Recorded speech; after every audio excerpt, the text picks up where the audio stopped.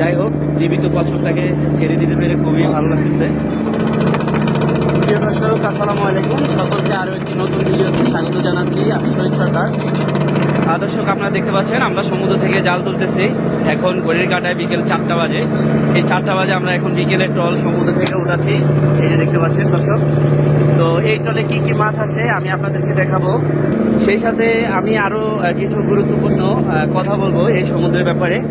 তো আশা করি পুরো ভিডিওটা কন্টিনিউ করবেন। ভালো লাগলে অবশ্যই একটি লাইক দিয়ে আপনার বন্ধুদের সাথে শেয়ার করে দেবেন। তো দর্শক, আমরা এখন যেই জায়গাটা ফিশিং করতেছি এই অংশটার নাম হচ্ছে ইস্ট অফ সোয়াসপ। আপনারা জানেন যে বঙ্গোপসাগরে বাংলাদেশের সমুদ্র সীমানায় যতটুকু সীমানা রয়েছে তার ভিতরে 6টা বাণিজ্যিক মৎস্য আহরণ ক্ষেত্র রয়েছে, যেগুলোকে বলা হয় ফিশিং গ্রাউন্ড। এই ফিশিং গ্রাউন্ডগুলোর ভিতরে অন্যতম হচ্ছে এই ইস্ট অফ সোয়াসপ। তো আমরা এখানে ফিশিং করতেছি। এই জায়গায় পানির গভীরতা প্রায় 70 মিটারের কাছাকাছি, অনেক গভীরতা। আপনারা দেখতে পাচ্ছেন যে সমুদ্রের পানিটা নীল, কারণ যে জায়গায় পানির গভীরতা বেশি সেই জায়গায় পানির কালারটা একদম নীল বর্ণ থাকে। তো আমরা এখন সেখান থেকে জাল তুলতেছি। আমি বলছিলাম যে এখন ঘড়ির কাঁটায় বিকেল 4টা বাজে। এই যে দেখুন। তো ভিউয়ার্স, আমরা এখন জাল তুলতেছি, আপনারা আমাদের সাথেই থাকুন। এই যে দেখতে পাচ্ছেন অকি টকি হাতে আমাদের ইঞ্জিনটা চালাচ্ছে। তো উনি হচ্ছে আমাদের বসন বা বসম্যান বলা হয় ফিশিং জাহাজের মাধ্যমে। উনি অকি টকির মাধ্যমে এই জায়গার পরিস্থিতিগুলো ব্রিজ রুমে ইনফর্ম করে আমাদের অফিসারদের কাছে, কারণ তারা তো আর এখানে দেখতে পাচ্ছে না। তো যদি জাহাজ হেড দেওয়া লাগে সামনের দিকে তাহলে অকি টকির মাধ্যমে বলা হয়, বা স্টপ করা লাগবে তাও বলা হয়। মোট কথা এখানকার সকল কার্যক্রম প্রত্যেকটা মুহূর্তে অকি টকির সাহায্যে ব্রিজ রুমে ইনফর্ম করা লাগে। আর এই জাল তোলার কাজে যারা আসে দর্শক, এই যে এখানে পেছনে, তারা এই জাহাজের সব থেকে সিনিয়র স্টাফ বা অভিজ্ঞ নাবিক। তো তারাই মূলত জাল তোলার কাজে বা জাল শুটিংয়ের কাজে থাকে। তো এই যে দেখতে পাচ্ছেন আমাদের বয়া উঠে গেছে। এগুলো হচ্ছে বয়া। এর এক একটা ছড়ার ভিতরে 7টা করে বয়া থাকে। এরকম মোট 9টা বয়ার ছড়া আছে আমাদের এই জালে। তো দর্শক, এই যে দেখতে পাচ্ছেন আমাদের জালে কিন্তু লোয়ার চেইন দেখা যাচ্ছে। এই চেইনগুলো আমরা কেন ব্যবহার করি জালের সাথে? এই চেইনগুলো ব্যবহার করি মূলত এই চেইনের সাহায্যে জালটাকে নিচে টেনে রাখে পানির নিচে, কারণ এই চেইনগুলো কিন্তু অনেক ওয়েট। তাছাড়া জালটা অনেক স্ট্রং হয় এবং সমুদ্রের তলে একদম মাটির সাথে এই চেনগুলো বেজে আসে। ওইখানে যদি কোনো মাছ টাছ থাকে চেনের সাথে বেঁধে ওই মাছগুলো উপরের দিকে উঠে যায়, তখন জালের ভিতরে ঢোকে। তো দর্শক, এই যে দেখুন জালের একদম শেষ প্রান্তে ছোট ছোট অনেকগুলো পাখি, তারা মূলত মাছ খাওয়ার জন্য উড়াউড়ি করতেছে। তো আমাদের এই জালটা লম্বায় প্রায় 80 মিটারের মতো এবং সমুদ্রের পানির নিচে এই জালটা ওপেনিং হয় প্রায় 25 মিটারের মতো ওপেনিং হয়। তো এরকম একটি বিশাল জাল আমরা এখন সমুদ্র থেকে তুলতেছি।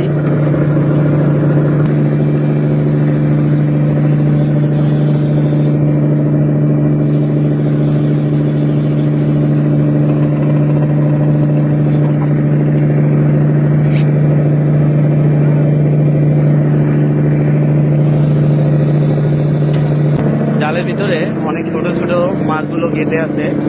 এগুলো হচ্ছে ছড়ি মাছ। এই যে দেখুন ভিউয়ার্স, ছড়ি মাছ, পাইসা মাছ, এরকম ছোট ছোট মাছগুলো গেঁথে আছে।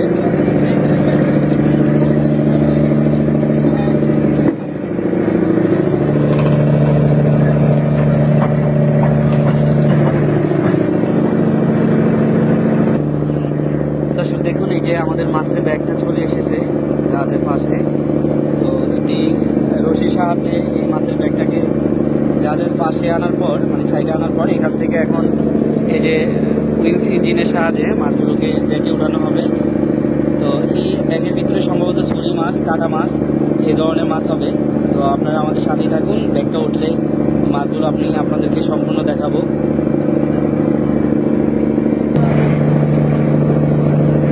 এখানে 2 সিঙ্গেল মাছ, প্রায় 1 টনের মতো মাছ হবে ভিউয়ার্স।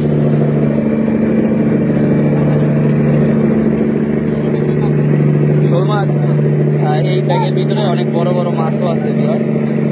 ছোট মাছের পাশাপাশি অনেক বড় সাইজের মাছ আছে।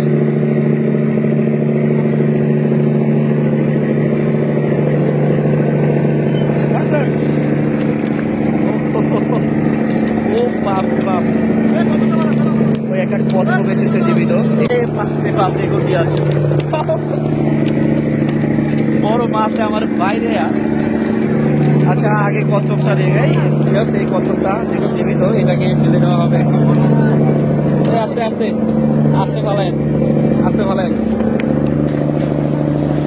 যাই হোক, জীবিত কচ্ছপটাকে ছেড়ে দিতে পেরে খুবই ভালো লাগতেছে। এখানে দেখুন ভিউয়ার্স, এখানে অনেকগুলো কুইং ফিশ এসেছে, পানিগুলো ভিতর থেকে বের করতেছে।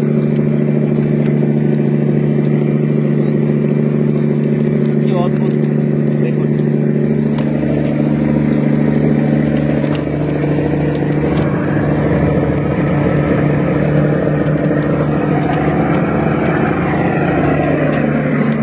অনেকগুলো বড় বড় মাছ এসেছে, আলহামদুলিল্লাহ, মাশাআল্লাহ, আল্লাহ আমাদেরকে অনেক মাছ দিয়েছে।